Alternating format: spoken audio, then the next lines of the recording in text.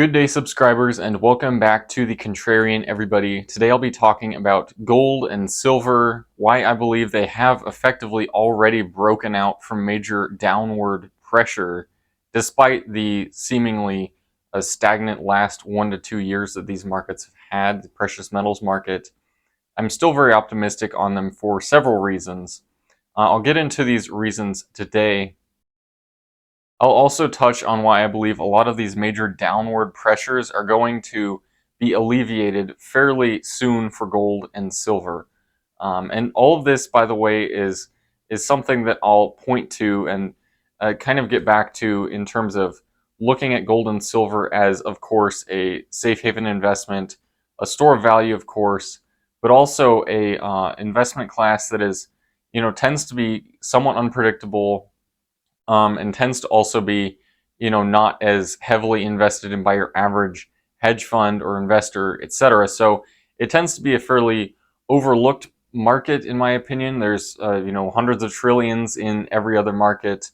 The gold, silver, precious metals market is definitely in the single trillions in terms of total market cap. So it's very small, maybe 1 or 2% of the, all global liquidity in the world is in precious metals, as insofar as publicly traded markets. And the whole central bank hoarding gold and everything there is a whole different side of the coin altogether. There's of course a lot of reasons one could make the case of going long gold and silver because central banks are hoarding it, in particular BRICS nations and countries that are looking to develop alternative forms of trade with each other, not using dollars. They are effectively using gold in particular to back their currencies, add authenticity, add just a safe haven that everyone knows is behind their currency. So all of that could be a separate case in and of itself. I'm simply going to look at gold and silver priced in US dollars, why priced in US dollars they have yet to break out, but also why they have actually performed considerably well considering the downward pressure that these two metals have faced. So, why gold and silver have had such a poor, return the last 1 to 2 years, basically treading water in the case of gold. Silver, maybe even down a little bit. Of course, it depends on what time frame you're looking, because in the last 1 to 2 years, they've traded anywhere up to around $2,080 for gold, down to around $1,600 last September, October. Silver has bounced around even more between, $28 and then down to around $17 last October. So, they've basically stayed within this trading range the last 2 years, ever since their, rise after the COVID pandemic, or during the pandemic, but after all the stimulus was released. After that rise, it's definitely been a long period of consolidation in, these relatively small trading spaces for both gold and silver. Now, the reason why gold has actually performed very well considering the headwinds it has had is most other currencies priced in gold is at close to or at all-time highs. And the yen, British pound, euro, Chinese yuan, definitely currencies like the Turkish lira, Argentinian peso, other currencies that have had serious problems with inflation, hyperinflation even. These currencies, gold has performed extremely well in them. The reason why the dollar has kind of been the exception is, the dollar is still the world's reserve currency, and so gold priced in dollars, tends not to perform as well, simply because the dollar is also seen as a safe haven. It's kind of the dirty shirt in the cleanest shirt in the dirty laundry basket of sorts. It's the cleanest fiat currency right now, at least, in the dirty laundry basket of fiat currencies. As much as people like myself might like to harp on the Fed and central banks for printing dollars like they're candy bars, it's still a case in point that the dollars are the reserve currency. Still, other central banks use them to trade with each other. So we do have an immense gift to be able to have that for right now. It's not going to last forever, but we still do have that right now. And so the dollar is also seen as a safe haven in times of economic trouble. Another reason for gold and silver underperforming is, of course, rates going much higher than anyone thought possible. A couple of years ago, if you had told the average person that the federal funds rate would go above 5% and that the 10-year would go to 4.25% where it is now, your average person, investor anyways, maybe not average person, they might not have any idea what you're talking about, but the average investor would definitely not think that is possible or that was possible, because rates for basically since 2007 they have never been this high. So it's been at least 15 years since rates have been this high. So most investors have lost, memory of that. And especially with gold and silver, this has put immense downward pressure on them as a safe haven investment, because bonds definitely compete for gold as well as dollars, because they also are a safer haven investment. Although surprisingly, it seems like until now, investors have been somewhat wary of bonds. They, have been apparently thinking inflation would continue to be more of an issue for the Fed.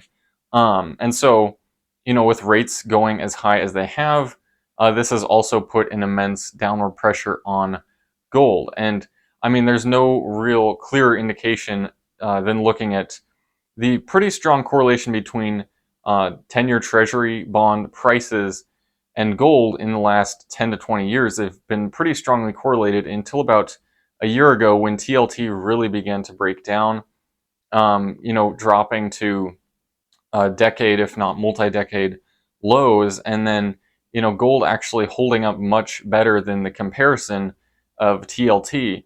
It's just amazing that gold has not gone down significantly more than it has. And I think a lot of people were thinking that gold would, but it's also proving that the case for gold is still very strong right now.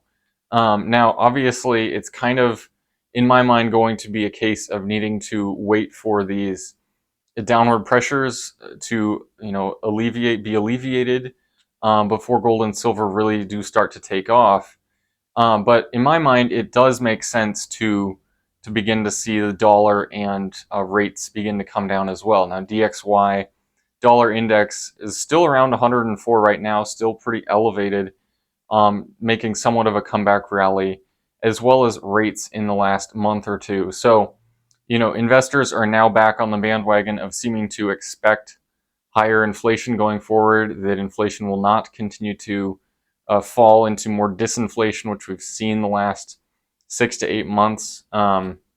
Inflation coming down pretty dramatically, which arguably, may or may not be due to what the Fed has done so far, depending on how much of a lead or lag you assign to their different policy actions, which have been very dramatic, very quick, to go from basically doing nothing to doing an extreme amount of fighting inflation. And arguably they really were way behind the curve in fighting inflation. But depending on how much of a lead and lag they actually have, it's kind of up to each person to decide how effective the Fed can actually be with any policy change, because it has such a lagging effect, anywhere from a year to 2 years apparently. Just looking in terms of when the Fed begins raising rates and when that effect is actually felt, that is somewhat of a debatable topic. But I do digress in that. But the pressure that high rates and high dollar have had on gold and silver have been pretty high in the last year, and they've held up remarkably well, which is why I am still saying that gold and silver have effectively broken out, because in not only most other fiat currencies are gold and silver, at or near all-time highs, but also you have it holding up very well relative to the dollar. Even just treading water in dollar terms is quite good, considering how strong the dollar is relative to other fiat currencies. Now, obviously, this does change when the dollar does, begin to go down relative to other fiat currencies, when rates do trend down as well. I do expect both of these things to occur. I don't, think that inflation will continue to be, an issue going forward. I don't think that, rates will keep going up. Part of this is due to the fact that I think, not only are bonds a great buy right now, in my opinion, just given the historic low prices and high yields that are presented to investors right now, but I do think sentiment with regards to that will change pretty quickly as well when investors maybe start to realize, hey, the S&P's dividend yield is significantly less than what I could be getting in a 10 or 30-year bond. Not only that, but I've had to go back 10, 15 years to where I could get this kind of return on a bond, and yet inflation, continues to trend down. In my mind, it does seem to be pretty key that inflation continues to trend downwards in order for this to happen.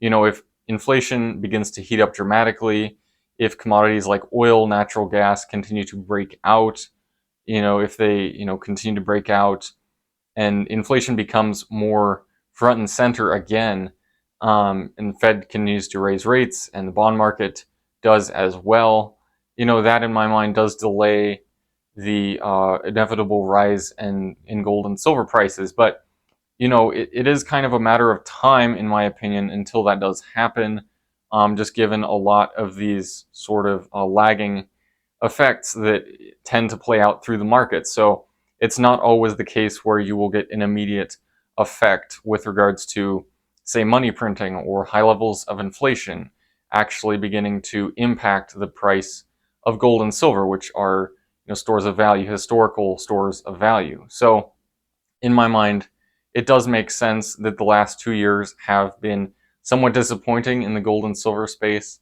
I myself would have, probably thought, I did think that this would have happened more quickly for gold and silver. It's been a much more drawn out process than I initially thought, and many other people as well. I do still see a lot of encouraging signs out there in the future for gold and silver, albeit more of a waiting game than I thought. All of this being said, I would really like to know what all of you think about gold, silver, precious metals, in the dollar, bond yields, everything that I've mentioned, inflation, down in the comment section below. Love to hear all of your thoughts about all of this, and I hope to see all of you again at some point.